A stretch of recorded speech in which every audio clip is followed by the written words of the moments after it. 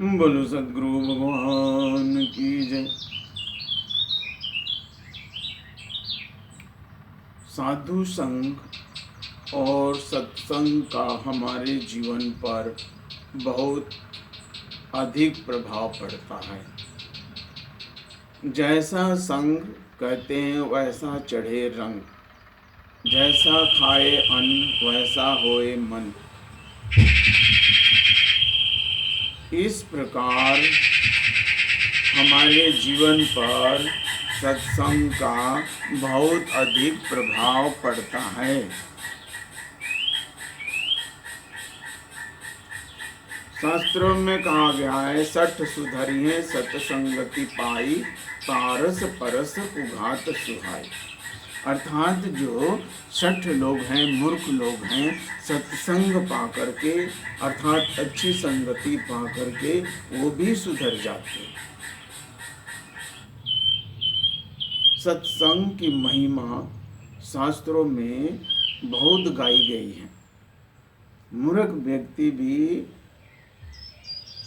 अच्छों का संग करके, चरित्रवान लोगों का संग करके, चरित्रहीन व्यक्ति भी चरित्रवान हो सकता है। संग का इतना बड़ा प्रभाव है। इसीलिए सत्संग हमारे जीवन में बहुत जरूरी है और हर व्यक्ति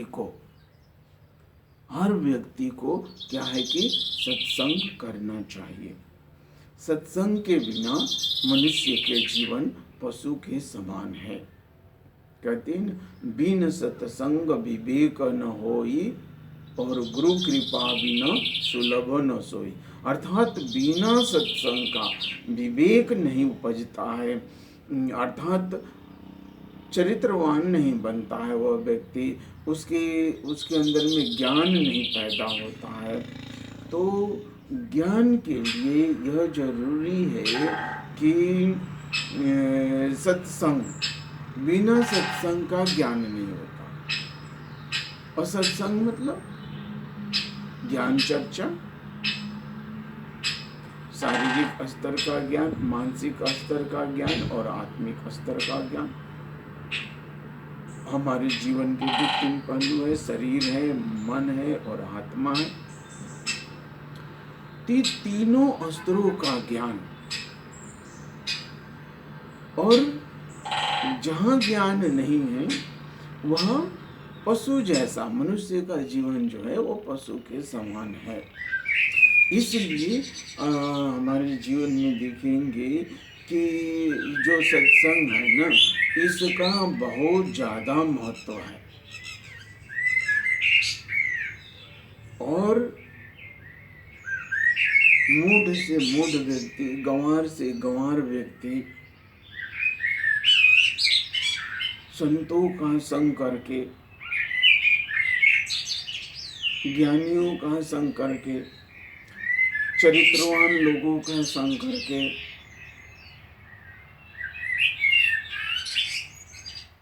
संयमी, असंयमी व्यक्ति भी संयमी और ज्ञानवान हो जाता है। ये व्यवहारिक रूप में देखा गया है। इसलिए शास्त्र बार बार कह रहा है कि हमें हर व्यक्ति को, जो मनुष्य योनि में आ गए हैं, उनको सत्संग का सहारा लेना चाहिए, सत्संग में जाना चाहिए, सत्संग सुनना चाहिए और सत्संग सुन के अपने जीवन में आचरण करना चाहिए। बहुत अपराधी किस्म के व्यक्ति, बहुत खूंखार व्यक्ति भी देखा गया है कि जब वो सत्संग करने लगता है,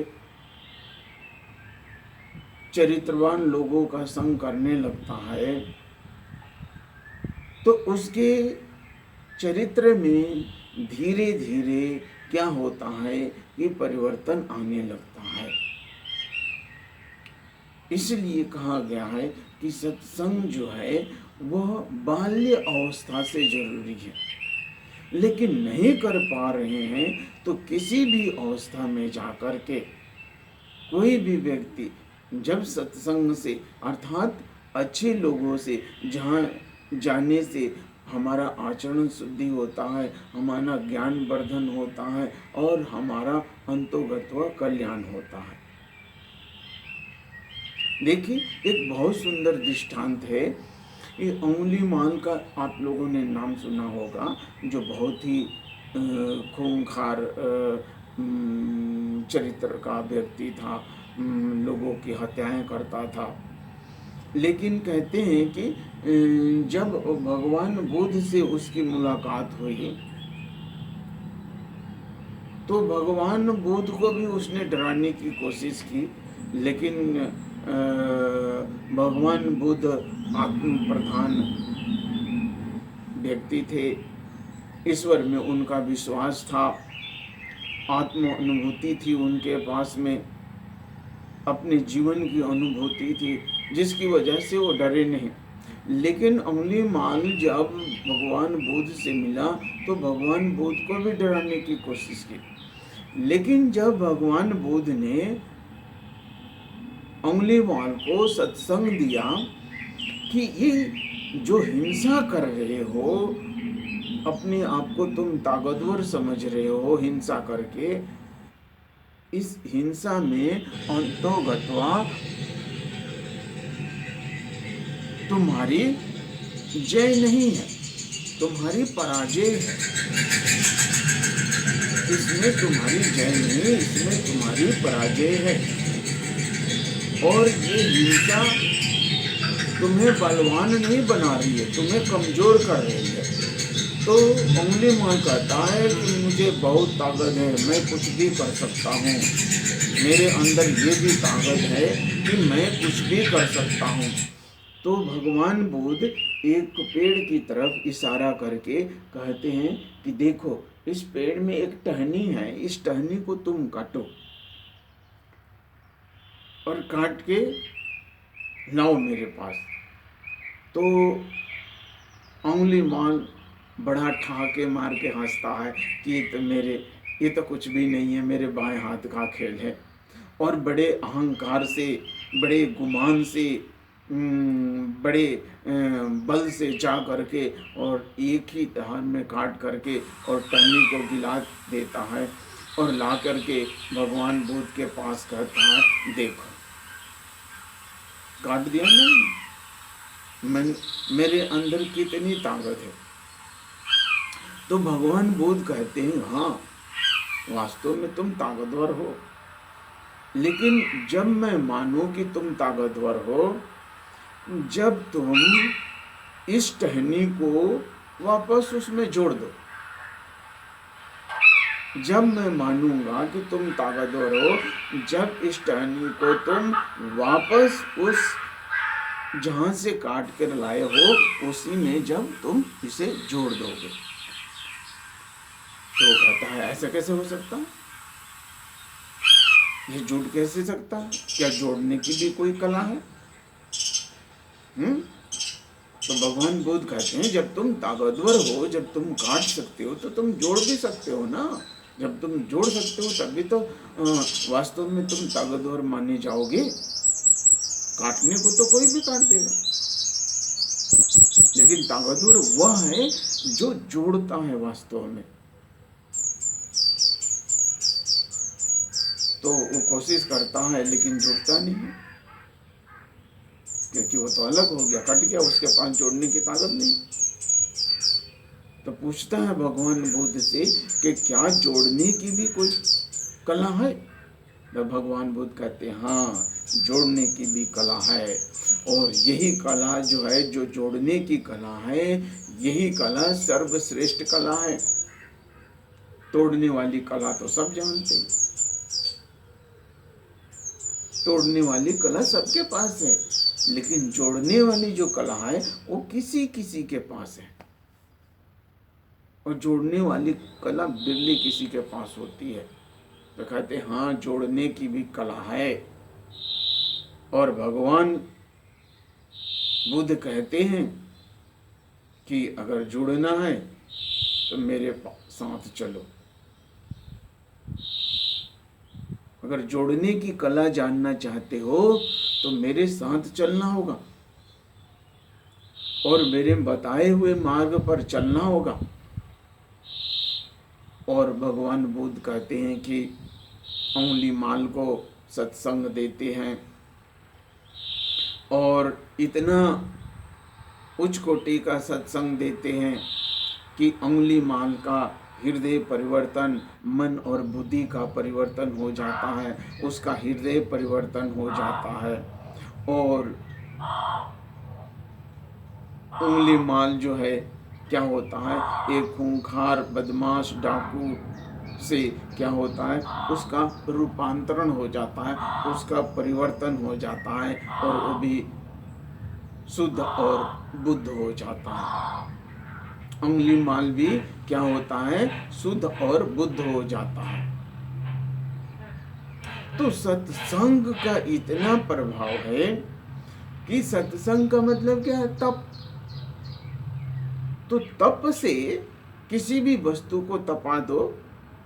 तपा के हैं ये जितने लोहे सोने के आभूषण बनते हैं, लोहे के हथियार बनते हैं, या जो कुछ भी बनते हैं पदार्थों से, उसको क्या, उसका प्रोसेस क्या है, उसका प्रोसेस है उसको पहले तपाया जाता है और तपाने के बाद क्या होता है, उसको एक दूसरा रूप दिया जाता है। ऐसा रूप जो हमारे जीवन में काम आ सके, जिसका हमारे जीवन में काम आ सके, जो सबके लिए हितकर हो, जो सबके लिए लाभकारी हो। तो सत्संग भी एक तपाने की फैक्ट्री है, जहाँ तप करके मनुष्य का आचरण पवित्र हो जाता है, मन शुद्ध हो जाता है, बुद्धि ठीक हो जाती है, बुद्धि शुद्ध हो जाती है और एक नए रूप में क्या होता है, वह हमारे सामने और समाज के सामने एक नए रूप में वह व्यक्ति प्रस्तुत होता है। और फिर लोग कहते हैं देखो ऐसा क्या परिवर्तन हो गया, ऐसा क्या जादू हो गया। तो सत्संग में जादू है। अगर हम ध्यान से सुने और उसको अमल करें तो सत्संग हमारे अंदर जादू की तरह काम करता है, हमारे अंदर अमृत की तरह काम करता है।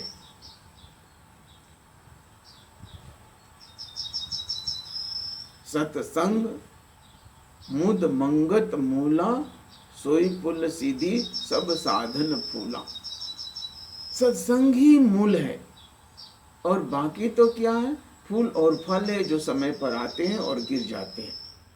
मूल जो है, जीवन का जो मूल है वो सत्संग है। और बाकी तो फल और फूल को है, जैसे ऋतु में अलग अलग ऋतुओं में अलग अलग फल और फूल आते हैं और फिर गिर जाते हैं, वो हमेशा नहीं रहते। लेकिन पेड़ हमेशा रहता है, क्योंकि पेड़ जो है जड़ से लगा हुआ है। तो मूल जो जीवन का है वह सत्संग है। और सत्संग संतों की संगति से मिलता है। कहते हैं ना, तीर्थ गए फल एक, तीर्थ गए फल एक, संत मिले फल चार और गुरु मिले अनेक फल। यूं मानुष विचार। हे मनुष्य विचार करो, तीर्थ जाने से केवल एक फल मिलते हैं, संत मिलने से चार फल मिलते हैं और गुरु मिल गए तो परमार्थ मिल जाता है, यानी कि सब कुछ मिल जाता है। जो कुछ हमें चाहिए सब का सब मिल जाता है परमार्थ मिलने से। इसलिए हमें परमार्थ का पथिक होना चाहिए और जब हम परमार्थ का पथिक हो जाएंगे, प्रभु के चरणों में हमारा समर्पण हो जाएगा, हम शरणागत हो जाएंगे, तो हमें सब कुछ ही मिल जाएगा। इसलिए सत्संग श्रेष्ठ फल है जीवन का। जितने भी फल हैं उन फलों में से सबसे श्रेष्ठ फल जो है वह सत्संग है। सठ सुधर जाते हैं, सत्संग से ज्ञान हो जाता है, सत्संग से मुक्ति और मोक्ष हो जाता है। यानी कि सारे कष्टों की निवृत्ति हो जाती है और परमार्थ की प्राप्ति हो जाती है। जीव जो होता है वह शिव स्वरूप हो जाता है, जीव जो होता है वह ईश्वर स्वरूप हो जाता है। इस मनुष्य शरीर में वह क्या होता है? ईश्वर के समान